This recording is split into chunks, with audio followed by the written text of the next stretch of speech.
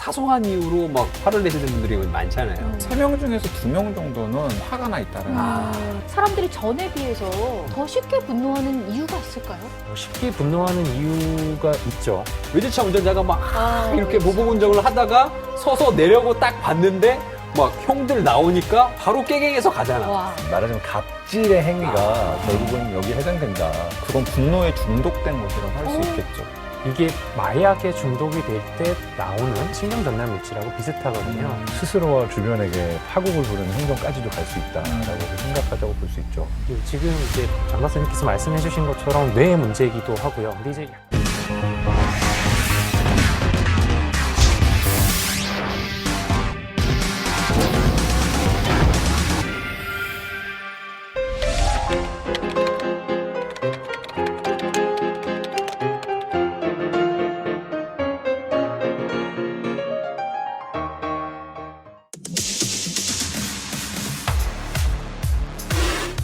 시민들의 안전과 평화를 과학으로 해결한다. 여기는 생존탐구 프로젝트 신박한 벙커입니다. 안녕하세요. 반갑습니다. 반갑습니다. 자, 오늘의 주제는 바로 분노 사회입니다. 스트레스 받는 일들이 정말 최근에 많은데요. 우리 벙커 크루들은 언제 이렇게 헐크처럼 좀 분노가 생기나요? 아, 저는 적반하장 못 참아요. 그러니까 사람이 실수도 할 수 있고 잘못도 할 수 있고 다 그럼 괜찮거든요. 근데 그런 사람들 있잖아요. 내가 잘못했으니까 이거 뒤집어 씌워야 되는. 내가 뭘 막 이런 거. 맞아. 그리고 막 그런 상황이 유난히 도로에 많아요. 왼쪽으로 깜빡이 켜놓고 갑자기 우회전 턴하면서. 맞아. 그래가지고 이제 겨우 사고를 피했는데 뒤에서 막 상향등 키면서 와가지고 폭력 운전하고 막 이런 케이스 보면은 정말 많죠. 너무 화가 나서 이렇게 창문을 내리다가 저를 아는 사람도 있겠구나 하고 다시 올려요. 언제? 저는 좀 예의 없는 사람들 있잖아요. 아, 그러니까 별거 아니야. 별거 아닌데 길거리에서 사소한 포인트. 어깨를 친다거나 발을 밟았을 때 죄송합니다, 미안합니다 이렇게 할 수 있잖아요. 이건 뭐 에티켓인 거잖아. 그쵸. 근데 그런 거 없이 그냥 자기 갈 길을 막 간다거나. 강 기자님 지금 화나신 거 아니죠? 화 안 났습니다. 네. 저는. 화나신 것 같은데. 조용한 분노 스타일. 언제 화가 나세요? 저는 바보 같은 사람들을 못 참겠더라고요. 아, 이거 위험하다. 죄송해요. 진짜 우리가 너무 화났네 지금. 잘못했어. 기자님 왜 일부러 지금 잘못했어요? 왜 잘못했어요. 우리 다 들으라고 하는 얘기야 지금. 잘못했어요. 아니에요. 네. 제가 티가 났나요? 아니요, 농담이고요. 그 올해 3월에 한국언론진흥재단에서 이제 코로나19 이후에 국민의 일상 변화를 조사한 결과를 발표를 했는데요. 코로나19 이전보다 걱정과 스트레스를 많이 느낀다라고 답한 비율이 무려 78%였고요. 불안과 두려움을 느낀다는 비율은 65.4%, 또 분노나 혐오를 느낀다는 비율도 59.5%에 달했습니다. 그러니까 전체적으로 보면은 3명 중에서 2명 정도는 뭔가 화가 나 있다라는 그것도 사실 진짜 좀 맞는 게 내 자신, 내 안을 이렇게 곰곰이 이렇게 들여다보면은 내 안에 분노와 우울이 동시에 있어요. 네. 그래서 코로나 블루랑 코로나 레드가 내 안에 있어서 맞아요. 약간 좀 코로나 퍼플 시대가 아닌가라는 생각을 블루와 레드가 네, 합쳐져서 굉장히 약간 혼란스럽습니다. 그리고 실제로 블랙. 코로나 블랙이라는 얘기도 있죠. 네. 와. 그러니까 모든 게 정말 깜깜해지면서 다 파괴하고 싶은 충동까지 드는 정말 어두운 상태를 코로나 블랙이라고까지 부른다고 그러면 합니다. 저는 코로나 블랙핑크. 화나게 할래. 갑자기 화가 나네요. 화나게 무서워. 할래요. 아니야, 웃으라고 한 얘기야, 무서워. 네, 장기화된 팬데믹으로 인해서 모두가 지치고 화나는 요즘이지요. 그 어느 때보다 우리의 정신 건강도 신경을 써야 할 것 같습니다. 지정 생존자 만나서 이야기 계속해서 이어갈게요. 자, 오늘 분노 사회. 나의 분노를 이제 다스릴 수 있는 방법을 배울 수 있는 거야, 오늘. 근데 이분은 지난번에 전화 연결하셨던 그 교수님 아니시죠? 예, 들어오세요. 교수님. 어서오세요. 반갑습니다.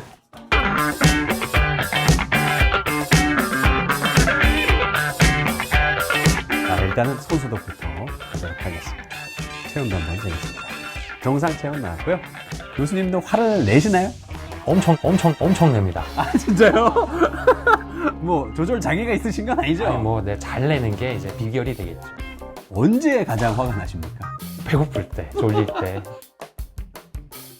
바보 하면 화가 내실까요?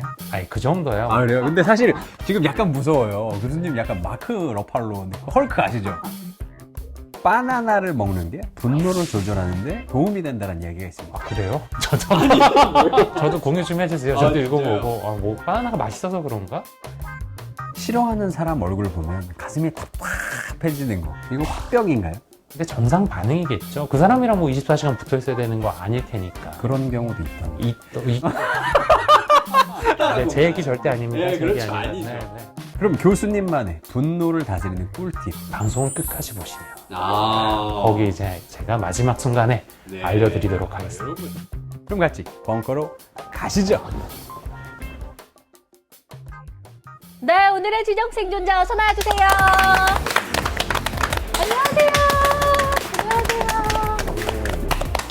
뭔가 좀 낯이 익은 분입니다. 아는 얼굴이구먼. 그러게요, 아는 얼굴이에요. 네, 안녕하십니까. 정신건강 지상주의자 강북삼성병원 정신건강의학과에서 근무 중인 오늘의 지정생존자 조성준입니다. 이렇게 만나 뵙게 돼서 반갑습니다. 네, 반갑습니다. 이 조 교수님 같은 경우에는 우리 프로그램에 한번 살짝 출연을 하셨어요. 네. 아주 살짝. 그때 그 공포편이었나요? 화상 전화 연결로 그때 우리에게 많은 것들을 또 알려주셨던 분인데 여기 벙커 직접 와보니까 좀 어떠세요?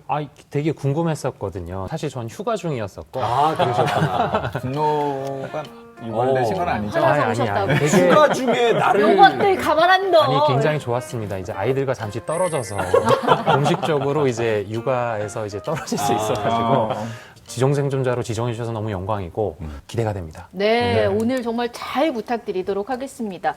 교수님, 요 몇 년 사이에 이 우리 사회의 분노가 정말 만연해졌다. 이렇게 표현할 수 있을 것 같아요. 사람들이 전에 비해서 더 쉽게 분노하는 이유가 있을까요? 뭐 더 쉽게 분노하는 이유가 있죠. 코로나 블랙핑크 얘기까지 나왔었는데 코로나 시대 자체가 우리의 정신건강에 영향을 안 줄 수가 없을 것 같아요. 맞아요. 지금 이제 사실 사람들이 너무 당연한 것들을 이제 당연하게 못하게 되는 시대가 되다 보니까 스트레스를 해소할 수 있는 방법 자체도 없고 스트레스 해소가 전혀 되지 않고 밸런스 다 무너져 있고 생활의 리듬 다 깨져 있고 이러다 보니까 너무너무 힘들게 지낼 수밖에 없는 상황인 것 같고요. 실제로 진료실에 앉아 있어 보면 선생님 저 분노 조절이 안 돼서 왔습니다라고 하시는 분들이 계세요. 분노 조절 장애라고 하는 건 정식 진단명이 아니거든요. 저희가 습관 및 충동 장애의 일부인 간헐적 폭발성 장애라고 하는 게 정식 진단명인데 네. 이 습관 및 충동 장애로 인한 진료 건수 자체가 실제로 늘어나고 있는 것도 사실입니다. 실제로. 네네. 안타깝습니다. 근데 이제 안타까운 동시에 옛날에는 이런 분노나 이게 문제라고 생각을 안 했던 것 같아요. 이제는 문제라고 생각하고 그렇죠. 오시니까 오히려 좋아. 네, 병원에 오히려 오시니까. 네. 네네네. 어쨌든 우리 모두가 분노 사회를 살고 있는 거잖아요. 그 분노를 조금이라도 잘 다스릴 수 있는 계기가 되기를 오늘 이 시간이 여러분들께 그런 선물을 드릴 수 있는 시간이 됐으면 좋겠습니다. 자, 조성준 교수님과 함께 키워드 토크로 더 자세하게 이야기 나눠보도록 하겠습니다.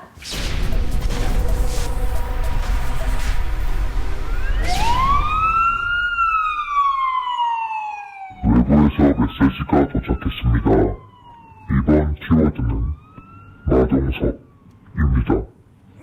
네, 메시지가 도착했습니다. 첫 번째 키워드는 마동석인데요.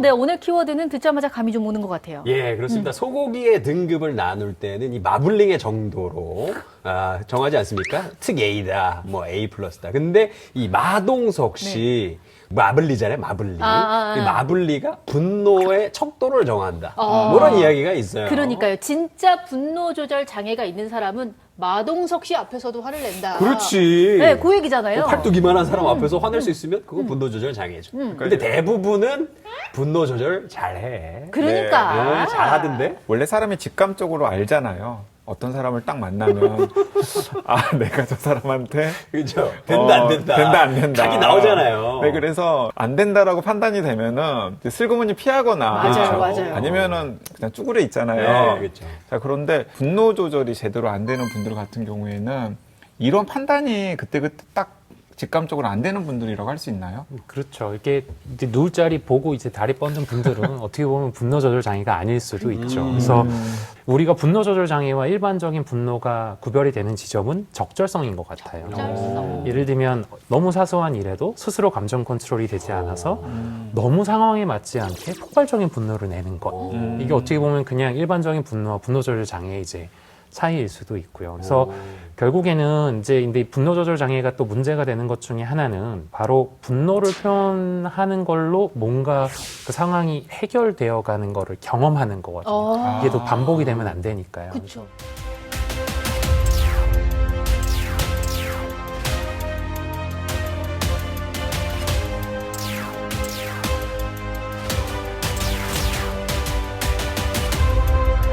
이 2016년에 경찰청이 발표한 통계를 보면 강력범죄 40만 8천여 건 중에서 분노범죄가 차지하는 비율이 35%나 되었습니다. 그러니까 14만 5천 건이 넘었는데요. 와. 이게 2016년 자료니까 만약에 2020년 혹은 2021년에 비슷한 통계를 확인해 본다면 아마 이 비율이 더 많아졌을 수도 있죠. 맞아요. 코로나 때문에. 맞아. 더 50% 좋아할 넘었을 것 같아요, 같다. 정말.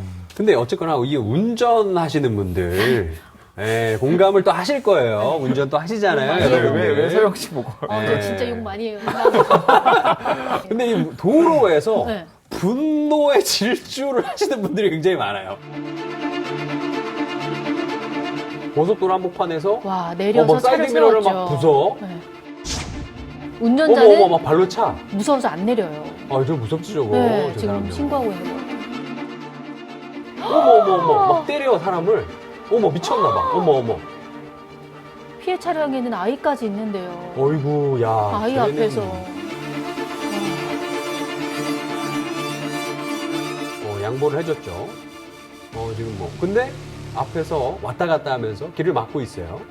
결국 또 쫓아와서 계속 보복 운전을 하고 있네요. 아니 그냥 갈 길 가면 되잖아요. 야, 심지어 내렸어. 야, 쟤 또 다시 탔어. 왜? 뭐 하는 거지? 경찰 차주가 무서운 형이었어. 무서운 형이라서 갑자기 또 갈 길을 이렇게 가시고. 너 얼굴 보고 너 가만 안 둬 이러고 있다가 막상 내리니까 덩치가 크니까 그렇지. 깨갱하고 가는 거예요. 조절 더 잘 화난다. 부럽다, 됐어. 정말. 더 화난다. 저 영상을 보니까. 그러니까요. 키워드 그렇죠. 잘 뽑았네요, 저희가. 네. 첫 번째 키워드. 조절이 아니, 너무 잘 되네. 아니 교수님, 네네. 사람들이 이렇게 운전대를 잡으면 특별히 더 예민해지고 욱하는 이유가 있을까요? 이제 저희 처음 생각해 보면 운전 다들 몇 년씩 하셨나요? 저 조금 늦게 따가지고 10년 정도 된 거예요. 운전대 잡았을 때 기억나세요? 네. 이렇게 처음부터 막 이렇게 편안하게 이렇게 딱 길에서 이렇게 하시지 않고 전 그렇게 했는데요. 방송하기 참 힘드네요. 원래는 이렇게 저희가 주차 막 어떻게 이렇게 해요, 주차? 각성 상태로 막 이렇게 막 해서 하잖아요. 그러니까 되게 사실 운전이라고 하는 게 되게 신경을 많이 쓰고 교감신경이 되게 흥분이 되어 있는 상태예요. 되게 예민한 맞습니다. 상태죠. 그리고 사람의 뇌는 사실 멀티태스킹이란 표현을 저희가 되게 많이 쓰지만 멀티태스킹이 사실 뇌는 잘 안 돼요. 네. 그런 상황 속에서 저희가 뇌는 원래 이제 쓸 수 있는 뭔가가 이제 한정이 되어 있는데 운전이라는 데 굉장히 많이 뺏겨 있고 긴장 상태고 각성 상태이기 때문에 그냥 가만히 있어도 되게 예민한 상태. 보통의 경우에는 이 화에 대해서 막아줄 수 있는 브레이크가 걸려요. 그러니까 전전두엽 같은 데서 판단을 하면서 이게 화낼 일이다 아니다. 또는 내가 이렇게 화를 내면 나한테도 주변 사람한테도 피해가 가겠구나 라는 계산과 예측이 돼서 브레이크가 걸려야 되는데 그 연결이 약해져 있으면서 완전히 편도체가 활성화된 상태로 폭주를 하는 거예요. 이거를 편도체 납치라고 부르기도 합니다. 마치 납치당해가지고 더 이상 아무 일을 막지 못하는 상황이 됐다. 뭐 이렇게 볼 수 있는 건데 그러한 감정과 충동 조절 능력이 떨어지게 되면 스스로와 주변에게 파국을 부르는 행동까지도 갈 수 있다라고 해서 심각하다고 볼 수 있죠. 사실은 제가 조금 더 화가 나는 부분은 뭐냐면 진짜로 분노 조절 장애가 있는 거야. 그러면 이거는 장애 판단을 받은 거니까 도와줄 수 있는 거잖아요. 이해해 줄 수 있고. 그런데 지금 아까 저 영상에서 외제차 운전자가 막 이렇게 보복 운전을 하다가 서서 내려고 딱 봤는데 막 형들 나오니까 바로 깨갱해서 가잖아. 와. 이거는 선택적 분노 조절 장애인 거잖아요. 그러니까 핑계죠, 핑계. 이거는 조금 사실은 선택적 분노 조절 장애라는 게 있는 게 아니라 이걸 이제 다른 말로 표현하면 내가 너보다 뭐 위에 있다 낫다라고 근거 없는 믿음을 가지고 상대에게 피해를 끼쳐도 된다라는 말하자면 갑질의 행위가 결국은 여기에 해당된다. 그러네. 라고 보는 게 더 맞을 것 같아요. 그 갑질 얘기가 나와서 하는 말인데 그 갑질 그 외국의 영어 사전에도 등재된 거 아시죠? 진짜로? 네. 갑질로요? 갭질? 갑질. 그 갭질? 갭질? 갭질? 야? 그 시청자 여러분의 기억을 좀 되살리기 위해서 그냥 살짝만 언급을 해보면 뭐 언니는 땅콩 때문에 이제 비행기를 돌리고 그리고 동생은 대행사 직원에게 욕을 해서 이제 무리를 일으키고 네네. 또 어머니는 뭐 공사장 직원들을 포함한 일상생활 곳곳에서 욕을 하거나 손찌검을 하고 등등의 여러 가지 일들이 있었잖아요. 갑질하니까 또 생각나는데 엽기 갑질 사건 뭐 있었어요.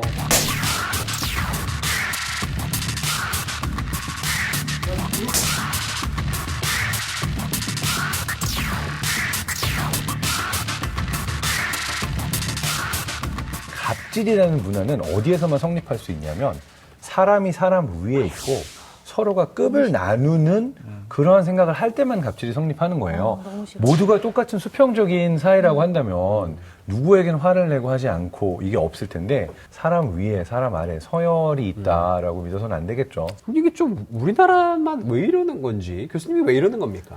글쎄요, 이게 뭐 노블리스 오블리주를 네. 이제 실천하시는 분들도 많이 있으니까 맞아요. 저희가 뭐 그냥 있는 분들이 다다 이렇게 일반론으로 얘기하기는 되게 어렵겠지만 그런 것들을 보고 자라고 그런 태도를 보고 자라고 아, 저 사람한테는 그렇게 해도 되는구나. 이제 이런 것들을 보고 이제 몸에 익는 거죠. 본인이 건강한 자기상을 갖고 있지 못하니까 다른 사람을 괴롭히면서 본인의 포지션을 찾는 거죠. 아마 크게 그 행위들 자체에 대해서 뭐가 잘못됐다고 아직 잘 생각 못 하실 것 같아요. 아무도 자기한테 뭐라고 막 그때까지는 못했으니까. 그렇지.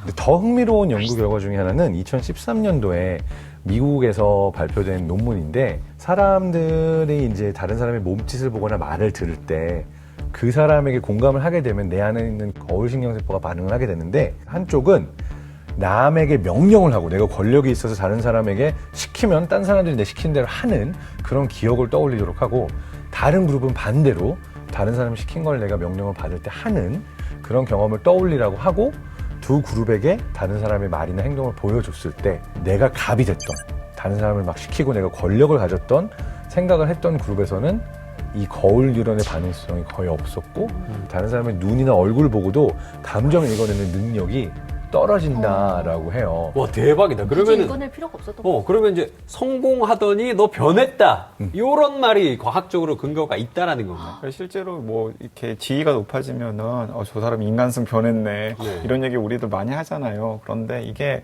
또 오죽하면 그 직장인들 그 3대 병이 월요병, 술병, 상사병이라는 이야기가 있겠어요. 본인이 한번 진단을 해보세요. 예를 들어서 상사의 발소리만 들어도 가슴이 답답해진다. 출근길에 상사를 보면 인사를 하기보다는 좀 이렇게 멀리 떨어져서 걷거나 아니면 못 본 척한다. 회사 한 바퀴 돌고 들어가야지. 그리고 어느 날 상사가 휴가를 내서 회사를 안 나오면 월급날만큼이나 마음이 편하고 좋다. 맞습니다. 자, 이런 증상이 자기한테 있으면 강 기자님이 상사병이 이거 뭐 있고. 문항 만드신 거죠. 그렇죠. 본인의 이야기를 써본 본인 거잖아요. 이야기 써놓으신 거죠. 저는 우리 회사 상사들 너무 사랑합니다. 네.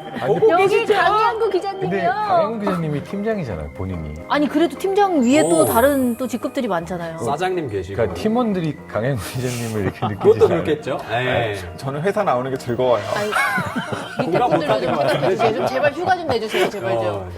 자, 네. 외부에서 접선 신호가 도착했습니다. 맞습니다. 자, 접선 신호가 도착했습니다. 어떤 분인지 바로 확인을 해보도록 할게요. 여보세요, 누구세요? 예, 저는 직장갑질 119에서 스텝으로 활동하고 있는 최혜인이라고 합니다. 와, 직장 갑질 119. 뭔가 이름만 들어도 어떤 곳인지 대충 감은 오는데 직접 소개 좀 해주실 수 있으실까요? 네, 저희 직장갑질 119는 직장에서 부당한 대우라든지 이제 직장 갑질을 당한 분들과 상담을 하고 도움을 주기 위한 민간 공익단체예요. 와. 그래서 갑질 당한 분들이 저희한테 상담을 요청하시면 스텝으로 활동하는 노무사나 변호사님들께서 상담을 해드리고 있습니다. 이게 실제로 다양한 직군의 피해 사례를 아마 직접 받아보셨을 텐데 그 중에서 최악의 갑질이라고 생각하시는 사례가 있었나요? 최악의 갑질이 사실 이제 시간이 지나면서 계속 바뀌어요. 근데 그냥 기억에 남는 거를 몇 가지 좀 말씀을 드리면 사장님 별장에 동원이 돼서 뭐 김장도 하고 밭을 메고 울타리를 공사하고 뭐 나무를 심고 놀러 가는 게 아니고? 아니 사장님이 별장이 있어서 거기를 자유롭게 네. 이용하라고 해줬다는 이런 나도. 얘기 미담 나올 줄 알았더니 뭐 거기서 일을 시켰다고요? 울타리를 지었다고요? 네. 또 또 있어요, 기억에 또? 남는 거는 네. 이제 저희가 황당무상이다라고 이름을 붙였어요. 황당무상? 네.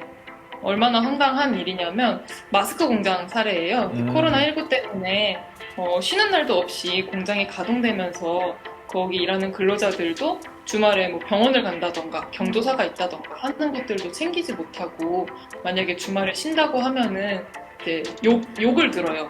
실제로 너만 쉬냐 뭐 삐리리야 이렇게 하면서 욕설을 하기도 했는데 그렇게 열심히 일을 했는데 월급이 제대로 안 들어왔대요.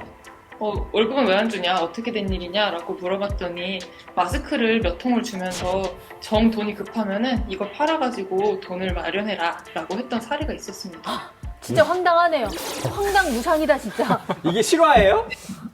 아, 혼내주고 싶다. 실화예요. 근데 지금은 갑질 방지법이라는 게 있기는 있잖아요. 근데 현장에서 약간 느껴지는 변화가 있습니까? 긍정적으로?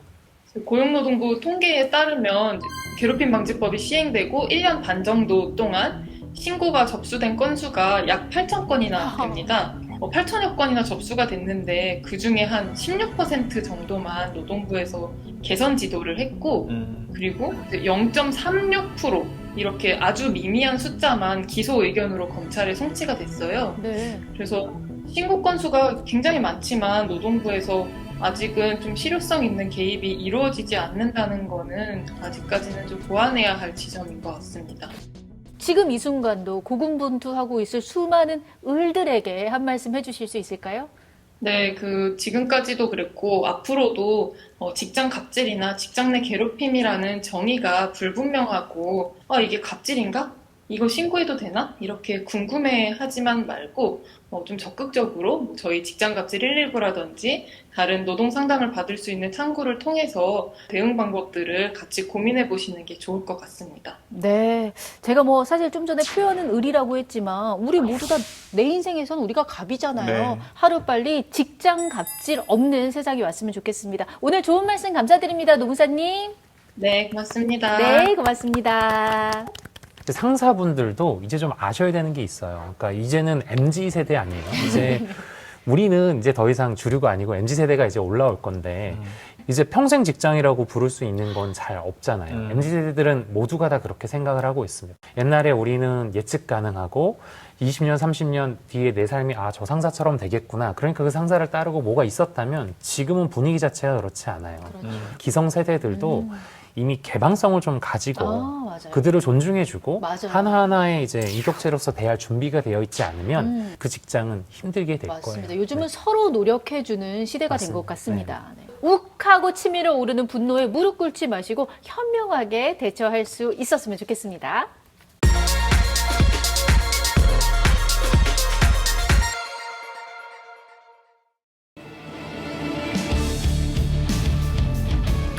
반갑습니다. 썰롱 용자입니다. 오늘은 분노에 대한 여러 썰들을 준비해 봤는데요. 듣다가 이 뒷목 잡을 수도 있으니 여러분들 조심하시길 바랍니다. 어떤 흥미로운 이야기가 우리를 기다리고 있을지 지금부터 한번 살펴볼까요? 퀴즈인가요? 퀴즈죠. 오늘은 퀴즈로 준비해 봤습니다. 자, 매년 유명 셀럽들이 출연해서 화제가 되는 미국의 토크쇼 프로그램이죠. 우리나라 BTS도 출연했었던 앨런 드제네리스 쇼. 근데 이게 19년 만에 폐지가 된다고 하는데 그 이유 중에 하나가 엘렌 드제네러스 씨가 갑질을 했다라고 합니다. 과연 그녀는 제작진에게 어떤 행동을 했을까요? 봤는데 기억이 안 나네. 나도 봤는데 기억이 엄청 안 나. 많지 않아요? 우리는 상상을 할 수가 없어요. 우린 상상할 수 없는 거 어떻게 맞히라고? 지금 지금 상상도 할 수 없는 걸 맞히라는 거예요, 지금? 우리는 못할 행동인데 우리 자신의 못하는 배설물을 이렇게 그래, 어디까지 가보자. 계속 들어봅시다. 얘기해봐요. 실제로 많은 거예요, 뉴스를 보면. 근데 이 기사 읽었으면 이거 알 텐데 이 사람들 기사 안 읽은 거 아니야? 누구를 한 명씩 이렇게 조금 돌아가면서 따돌리라고 막 그런 걸 했나? 정답입니다. 맞았다고요? 그런 거 할 수 있겠어요, 누나? 아니, 근데 할 수 있는 거 아니야?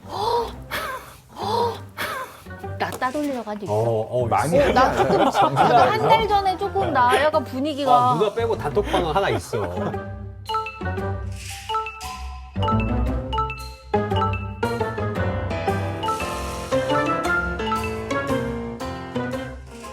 근데 실제로 이렇게 그 겉으로 보이는 이미지랑 실제 모습과 다른 분들이 되게 많죠. 네, 맞아요. 기자님도 우리도 많이 달라요. 우리도 많이 알고 있잖아요. 이 사람이 처음부터 그랬을까요? 전 처음부터 그랬을 것 같진 않아요. 이 어떻게 보면 이제 본인 이름의 쇼잖아요. 그거 자체가 권력이지 그보다 더한 권력이 어디 있겠어요. 그래서 권력에 취하고 뭐에 취하고 남들에게 공감을 할 수 있는 능력도 이제 떨어지게 되고 그 한자어로 후한 무치한 사람이다 이런 얘기 하잖아요. 근데 무치가 부끄러움을 아예 못 느끼는 사람이다 이런 얘기예요.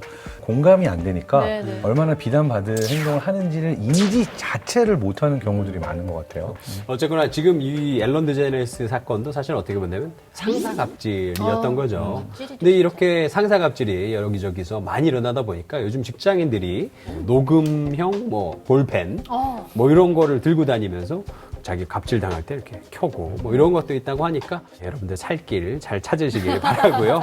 다음 문제 나갑니다. 미국 뉴욕행 비행기에 탑승한 승무원 스티븐 슬레이터는 한 여성 승객과 실랑이가 일어났는데요. 그러는 중 슬레이터는 화를 참지 못하고 이 행동을 했다고 합니다. 소변을 봤어요. 아니요, 그거 아닙니다. 땡. 아, 비행기 문을 열었어요. 기생탕출기 열었다. 정답이네 뭐. 정답입니다. 야, 내가 우리 프로그램 다 망치잖아. 근데 그건 그 쉽게 생각할 수 있는 거 아니에요? 그리고 사실 여러분들 이거- 어떤 삶을 살아온 거예요? 그게 아니라- 비행기 문을 갑자기 연다니. 좀 황당한 일이긴 한데 이 승객이 짐을 빼면서 다른 승객에게 불편을 끼쳤다. 승무원의 주의를 무시하고 욕설을 했다고 합니다. 그 슬레이터가 그 방송으로 욕을 막 한다는데 비행기 문을 그냥 열어버려가지고 Open the door. 문 열고 가버렸어.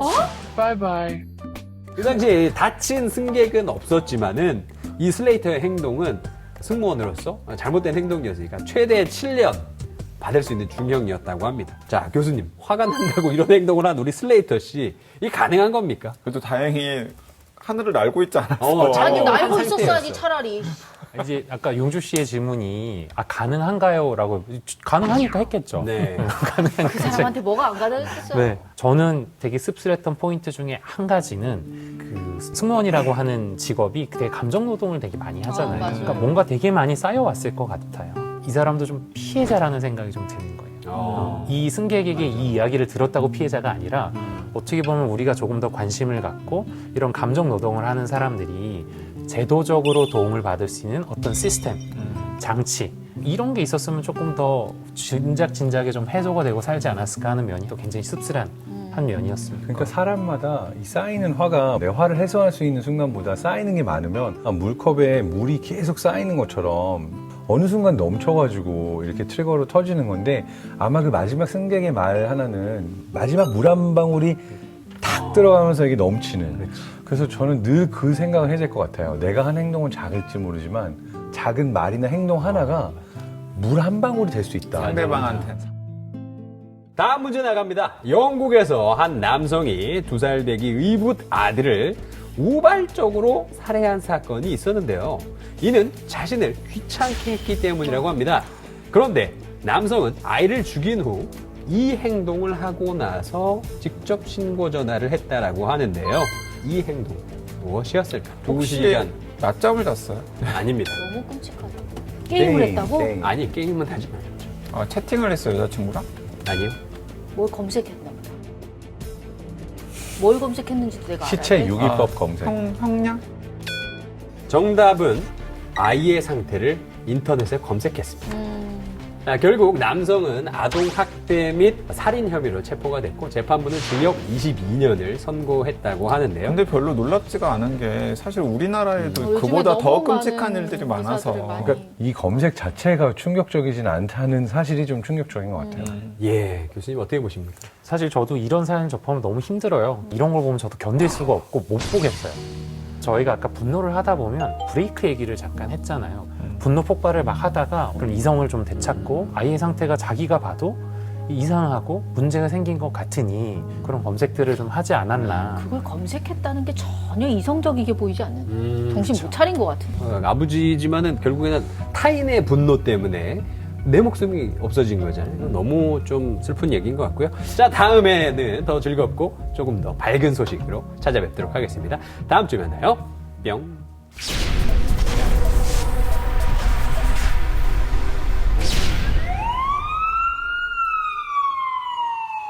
외부에서 메시지가 도착했습니다. 이번 키워드는 쇠막대입니다. 네, 메시지가 도착했습니다. 두 번째 키워드는 쇠막대인데요. 오늘 주제와 쇠막대 어떤 연관이 있을까요? 요즘에 사회가 흉흉하고 이상한 사람들 너무 많으니까 호신용으로 쇠막대 하나 들고 다녀라. 근데 어머니. 반대로 보통 무기를 갖고 있으면 나를 보호할 것 같잖아요. 내가 오히려 그 무기를 꺼내드는 순간 피해를 당할 확률이 더 올라가요. 아, 그렇지. 그걸로? 항상 어떤 무기건 야구바다건 칼이건 총이건 무기가 나를 보호할 거라 생각하지만 그 무기 때문에 내가 피해를 입을 확률이 더 높습니다. 왜냐면 그럼 그리고 그 그 무기가 그 한 방울이 될 수 있지, 상대방한테. 어제보다 우리 지금 왜 이래요? 이러면 안 돼요. 자, 예. 다시 방송으로 돌아가서 아마도 오늘 주제와 연관된 쇠막대라면 이거 같습니다. 뭐요? 혹시 쇠막대가 뇌를 관통한 사람 그 일화 들어본 적 있지 않으세요? 저는 당연히 알죠. 쇠막대가 네, 또 저희 그 뭐지? 뇌과학 박사님은 당연히 알 테고, 왜냐하면 이게 뇌과학이 시작하게 된 계기를 마련해준 그래요? 일화니까. 근데 이게 쇠막대가 뇌를 관통하면은 죽었을 거 아니에요. 맞아. 그런데 지금 사진에 나온 네, 저 피니어스 게이지가 철도 발파 공사 현장에서 저 손에 들고 있는 쇠막대가 튕겨져 나온 거예요. 그래서 어떡해. 왼쪽 뺨을 관통해서 뇌를 뚫고 지나갔습니다. 다행히도 병원에서 저 쇠막대를 빼고 치료를 받은 다음에 몸은 완쾌가 되었어요. 자, 그런데 네네. 이제 이 피니어스 게이지 때문에 뇌과학이 시작되었다라고 말할 정도로 이상한 일이 생겼는데 저 사고가 일어나기 전과 일어나기 후에 이 피니어스 게이지의 성격이 180도로 바뀌었다라는 거예요. 사고가 일어나기 전에는 리더십이 있고 네. 성격도 쾌활하고 다른 사람들에게 되게 공감을 불러일으키는 성격의 소유자였는데 저 사고 이후에는 말 그대로 난폭해진 거예요. 그리고 입에 차마 담지 못할, 그러니까 사고 전에는 절대로 하지 않았을 욕을 막 일상적으로 어머. 하고. 분노가 날만 하죠. 너무 끔찍한 어, 사건을 겪었으니까. 충분히 그럴 만해. 네. 저희 정신건강의학과에서도 사실은 굉장히 유명한 이제 사례인데요. 잘 보면 왼쪽 좌측 대뇌 전두엽 부분이 손상이 되셨다고 와, 합니다. 저렇게 찔렸어요. 저길 손상 받으면서 뭔가 이제 충동 조절이 잘 되지 않고 옛날 같으면 이제 담지 못할 그런 욕들을 한 걸로 봐서는 저 영역이 어떻게 보면 그런 역할을 할 수도 있겠구나. 저 모듈은 그 역할을 하는 모듈이겠구나. 이런 가설도 입증이 되는 거겠죠. 네. 그래서 변한 난폭한 성격 탓에 직장에서 이렇게 쫓겨났고요. 그 다음에 어딘가에 정착을 하고 좀 정규적인 직장을 갖기는 좀 어려웠던 것으로 보여요. 그러다가 아마 이제 몸 상태가 굉장히 안 좋아져가지고 젊은 나이에 37살에 어이구. 세상을 떴다고 합니다. 뇌과학 연구에 길을 열어주고 본인은 참 불행한 네. 삶을 살다가 생을 마감했네요. 근데 듣다 보니까 좀 궁금한 게 게이지 씨 같은 경우에는 이제 뇌를 다쳐서 좀 난폭해졌지만은 사실은 그런 일이 없었는데도 별일 아닌 일에도 그냥 막 사소한 이유로 막 화를 내시는 분들이 많잖아요. 이런 경우는 뭐 어떻게 봐야 되는 건지. 하도 습관이 됐나 봐. 사실은 일상생활에서 그냥 툭툭 참지 못하고 화를 낸다 그러면 그건 분노에 중독된 것이라고 할 수 있겠죠. 이제 우리가 그 마약편에서 이제 네. 중독과 관련된 여러 가지 이야기를 했잖아요. 근데 마약 성분을 섭취를 하면은 뇌에서 분비되는 도파민이 일시적인 쾌감을 준다라는 거잖아요.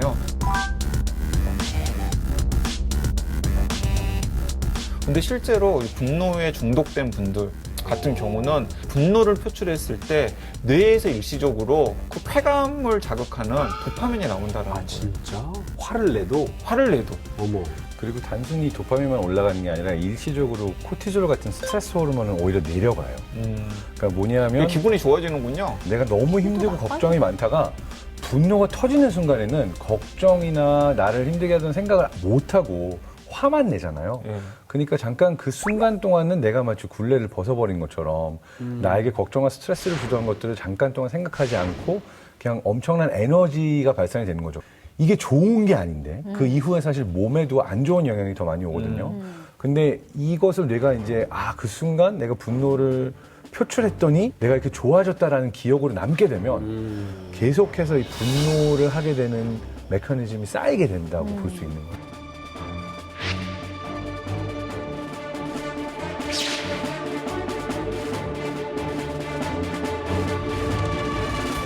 뇌에 신경 전달 물질이 나와요. 카테콜라민이라고 하는. 그게 이제 아드레날린, 뭐 노르에프네프린, 도파민 같은 것들인데요.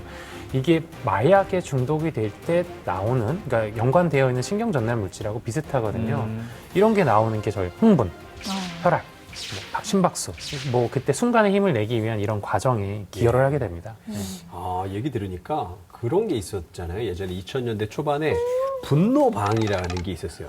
가면에 이렇게 막 빈병들 막 이렇게 있고, 뭐 이렇게 테이블 같은 거 있어서 그거 스트레스 막 해소방. 스트레스 해소방. 그래서 막 그거 막 때려 부수면서 막 소리 지르고 막 그랬는데 그게 왜 있었는지 이거 들으니까 알 것 같네. 거기서 마음껏 화내면은 이 아드레날린이 막 도는 거죠. 근데 저는 듣다 보니까 이 분노에도 중독이 된다 이 얘기를 듣고 보니까 분노든 마약이든 우리 인생을 망치는 그거는 그거는 마찬가지구나. 그건 맞네, 진짜. 네. 그 실제로 제 서영 씨는 어제 방송계에 있으니까 그 방송계에 계시는 분들 악성 댓글 때문에 되게 힘들어하는 분들 많잖아요. 예. 기자님도 많이 힘드셨잖아요. 그 얘기를 왜 나만 얘기하는 것처럼. 굳이 제 예시 안 들어도 가장 힘드신 분 아닌가요? 아, 근데 여기는 악성 댓글이 올라와도 이렇게 멘탈이 별로 흔들리시지 않는 스타일이에요. 즐기는 스타일. 그런데 악성 댓글을 다는 사람들을 보면은 사실 한 포털 사이트에서 조사를 했는데 진짜 악성 댓글을 많이 다는 사람들의 비율은 굉장히 적대요. 네. 근데 그 사람들은 악성 댓글을 어떤 식으로든지 간에 규제를 하거나 심지어는 페널티를 준다고 하더라도 그냥 범법행위라고 경고를 하더라도 계속해서 악성 댓글을 다는 거예요. 거의 강박적으로 달죠. 네. 그게 뭐냐면 중독된 거죠. 악성 댓글. 그러니까 악성 댓글로 자신의 분노를 표출하는 게 중독된 거예요. 이게 처음 그 행동을 할 때는 망설임이 있었을 거예요. 그러니까 역치라고 그래서 하다 보니까 내가 이거 해도 되나? 죄책감도 근데 없어지고. 하고 나서 내가 경험하는 안 좋은 효과보다 내 스스로가 느끼는 쾌감이 더 커지면 이게 중독의 루프로 들어가게 되는 거예요. 진짜 못된 사람들이네요. 분명히 이 당한 사람들은 피해자거든요. 가슴이 찢어지는 상처를 받습니다. 이런 그런 중독성 말고도 인체에 다른 영향을 끼치는 것도 있을까요? 그럼요. 뇌에 이제 연구를 하는 건 옛날에는 이 부위가 뭐 어떤 역할을 할까에 대한 고민이 많았다면 현대의학에서는 그 뇌끼리 이제 연결성에 대한 아까 이제 박사님께서 루프라는 표현도 쓰셨는데 연결성에 대한 고민도 되게 많이 해요. 이게 분노가 계속 축적이 되고 경험이 쌓이게 되고 여기 이제 심취하다 보면 그 루프 자체가 그러니까 연결성 자체에도 분명히 변화가 나타나서 강화되죠. 그렇죠. 강화가 되면서 이제 뇌가 변하는 거죠. 아하. 네. 그래서 이거 자체가 이제 뇌세포 손상도 가져오게 되고요. 타입 A 퍼스널리티라는 게 있어요. A형 성격. 그게 이제 A형 성격이 이제 뭐 하는 사람이냐면 이 분노 잘하는 사람. 불같이 화내고 막 이제 이런 사람들이 결국에는 신체적으로 어떤 영향을 받는지를 잘 보면 뭐 심혈관계 질환들 있잖아요. 심장마비로 급사하고 고혈압 같은 거 많이 앓게 되고 쉽게 흥분하죠. 네, 이런 것과 연관이 많이 되는 거죠. 그러니까 평소에 심장이나 이런 게 쓸데없이 이제 막 과잉 흥분을 하거나 이런 게 많다 보니까 그 감정적으로 격정 상태에 있을 때 어떻게 보면 심장에도 무리가 가면서 고혈압 아니면 급사 이런 것도 경험할 확률이 굉장히 높아집니다. 아까 제가 또 스트레스 호르몬 얘기를 해서 화를 내면 이게 무조건 떨어지기만 하는 게 아니라 잠깐 떨어졌다가 그 다음엔 더 올라가요. 그렇죠. 그러니까 화를 내고 나서 그 다음에 계속 기분이 좋진 않잖아요. 그 이후에는 나 스스로도 더 기분이 후회되고 나빠지죠, 기분이 사실. 나쁜 네. 것처럼 맞지. 순간의 화고 그 다음에 안 좋은 영향이 더 많은데 맞아요. 이 순간의 화를 마치 순간의 마약의 쾌락처럼 순간의 화를 조절하지 못해서 더 큰 문제를 키운다고 볼 수 있는 거죠. 아니, 그러면 화를 계속 뭐 무조건 참아야 돼요? 왜 참으면은 화병이라는 게 생기잖아요. 맞아, 화병. 한국인의 한 이거 어디서 나왔을 것 뭔가 같아요? 화병 걸린 거 같아요. 화병이거든. 아니 사실 이제 분노는 희노애락 이런 건 이제 다 기본적인 감정이에요. 맞아요. 어쩔 수 없어요. 네. 이게 피할 수 드는 없어요. 거는 이제 알아야 되는데 이제 저 진료실에서 진짜 많이 듣거든요. 선생님 화는 내야 돼요, 말아야 돼요. 그럼 저는 내시라 그래요. 내는데 잘 내셔야 된다고. 그렇죠, 그렇죠. 네. 잘 내는 게 어떻게 그러니까 막 너무 잘 내려고 하면 첫 번째는 우선 내가 화가 났다는 걸 인정해야 돼요. 인정. 그럼 평소에 어떤 트레이닝이 되어 있어야 되냐면 내가 내 감정을 잘 알아야 돼요. 보면 어린아이들도 막 화내면서 던지는 아이들이 자기가 스스로 감정에 이름 붙일 줄 모르고 어떻게 표현할지 모르면 그걸 행동으로 표현하는데 너 지금 화났니? 왜 화났어? 너 지금 속상하구나 라고 하면 응, 나 화났어 라고 말로 표현해 줄 수 있는 순간 아이가 그런 행동을 좀 멈추거든요. 그래서 이렇게 스스로의 감정에 이름을 붙이고 스스로 인지하는 게 굉장히 중요하다라는 연구 결과가 그러니까 이제 있습니다. 뭉뚱그려서 표출하기보다는 뭔가 정확하게 정확하게 이제 마주보고 이해를 해보라는 거죠. 이런 게 이제 요즘에 그 정신과 전문의 선생님들이 많이 권장하는 마음 챙김, 마음 뭐 챙김. 이런 거랑 비슷한 거죠. 근데 이게 사실 너무너무 어려운 작업이에요. 알아차림이라는 키워드가 마인드풀리스, 마음 챙겨서 굉장히 중요한데 내가 지금 화가 나 있다는 것, 나의 생각이 그렇게 흘러가고 있다. 알아차리는 게 너무너무 중요하다. 요즘은요, 마음 건강을 위해서 명상 어플이나 수면 어플을 사용하시는 분들도 굉장히 많더라고요. 실제로 도움이 좀 될까요? 네, 사실 이게 이제 마음 챙김 어플이라고 보통 통칭해서 부르는 것인데요. 많은 연구들이 도움이 된다라는 쪽으로 나고 있어요. 노스웨스턴 국가대학 연구진이 스마트폰 앱으로 정신건강을 다스리는 데 도움이 된다라는 긍정적인 연구 결과를 발표를 했는데요. 근데 그 앱에는 스트레스 해소를 위한 운동, 뭐 숙면을 위한 전략, 걱정을 줄이는 주문, 여러 가지 기능들이 들어있는 앱이었는데 105명의 참가자들 중에서 96명은 우울 및 불안 증상의 심각성이 약 50% 감소했다라고 주관적으로 보고를 했다고 합니다. 실제로 이런 마음 챙김 앱의 효과를 입증하는 여러 가지 연구들이 쌓이고 있는 상황이에요. 실제로 이제 저든 아무리 그 책자나 이런 걸로 해왔어도 자꾸 까먹게 되고 하니까 이런 연습을 일상생활 속에서 꾸준히 반복적으로 하시는 게 되게 중요합니다. 맞습니다. 내 건강 내가 아니면 뭐 누가 지키겠습니까? 정신건강 굉장히 중요하니까 여러분들 평소에도 스스로 관리하는 게 중요할 것 같네요. 네, 우리 삶의 파멸을 부르는 분노 모두 그 위험성에 대해서 다시 한번 생각해보는 계기가 된 시간이었던 것 같습니다. 자, 이제 생존 키트 열어보러 가볼게요. 자, 오늘은 이 안에 어떤 아이템이 있을지 열어보도록 하겠습니다. 스탑워치. 이거 시간 재는 스탑워치 같은데요. 요즘엔 뭐 스마트폰에도 이런 기능이 있거든요. 이거 어떤 의미인가요? 마음의 스톱워치라는 표현을 드렸었거든요. 그래서 저는 마음의 스톱워치, 숫자 10에 대해서 말씀을 드리고 싶어요. 그래서 저희가 평소에 이제 심호흡을 하면서 1분의 심호흡을 1분 정도 심호흡을 해보면 보통 한 10회에서 한 12회 정도 될 거예요. 한번 세보시면. 그래서 자기가 내가 1분에 몇 회 정도 심호흡을 할 수 있는지 알아두셨다가 뭔가 화나는 상황이 생기면 마음의 스톱워치를 켜시는 겁니다. 그래서 숫자를 세면서 호흡을 해보시는 거예요. 그럼 마음의 이완도 되고요. 내가 즉각적으로 화를 내지 않아도 그 다음의 행동을 내가 선택할 수 있는 주도권이 나한테 생기게 됩니다.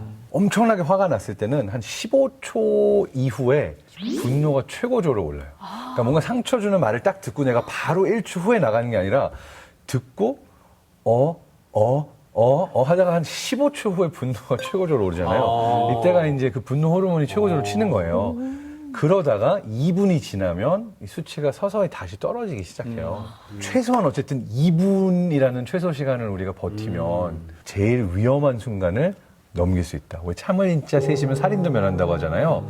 아마 그 참을 인자를 천천히 그리면 비슷한 시간이 나오지 않을까 생각이 돼요. 화가 날 때는 천천히 심호흡. 네, 저도 잘 기억을 해 두도록 하겠습니다. 자, 이렇게 비교적 화를 잘 다스릴 수 있는 지정 생존자의 생존 키트까지 잘 확인해 봤습니다. 신박한 벙커 마무리할 시간입니다. 교수님, 오늘 어떠셨어요? 너무 즐거웠습니다. 그리고 약간 제가 평소에 고민하던 것들을 진료실이 아니고 이렇게 더 이제 파급력 있는 곳에 나와서 이야기할 수 있어서 영광이었고요. 뭐 여러분들도 조금이나마 제 자신의 감정을 알아차리고 건강하게 지내실 수 있으면 좋겠습니다. 예. 고대 그리스의 철학자 피타고라스 라스 형은 이렇게 말했습니다. 분노는 어리석음에서 시작해서 후회로 끝났다. 후회. 예, 화를 내고 분노를 해봤자 돌아오는 건 후회와 이불킥뿐이라는 맞아요. 건 2000년 전부터 입증이 되어 온 사실입니다. 코로나 블루와 레드가 일상까지 위협해서 우리 모두를 위협하고 있습니다. 여러분, 마음 건강, 일상 잘 챙기시길 바랍니다. 네, 시민들의 안전을 지키는 생존탐구 프로젝트 신박한 벙커. 저희는 다음 시간에 다시 찾아뵙겠습니다. 고맙습니다. 네, 여기는 그 서울중앙지방검찰청 첨단범죄수사팀의 팀장을 맡고 있는 김민수 검사예요. 김민수 검사 들어본 적 있죠? 엄청 유명하죠. 인터넷에 막 그 사람 막 공무원증 사진 막 돌아다녔잖아요. 위조된 신분증, 가짜 압수수색 영장, 기관의 가짜 홈페이지. 당해본 분들이 진짜 많을걸요. 하루에 매일 평균 130명이 보이스피싱 피해를 당합니다. 매일요? 예. 갑자기 돈을 달라고 하면 이건 너무 말이 안 되는 거잖아. 왜 보이스피싱 다음 레벨이 무섭냐면 딥보이스, 딥페이크는 구분이 안 가잖아요. 그런데 더 무서운 것은 이미 이런 유형의 범죄들이 많이 벌어지고 있다는 사실입니다. 제 목소리로 저희 엄마한테 전화 걸어서 그렇지. 막 위험하다 그러면 저희 엄마도 속아 넘어가죠. 당연히 속죠. 네. 자기 딸 목소리.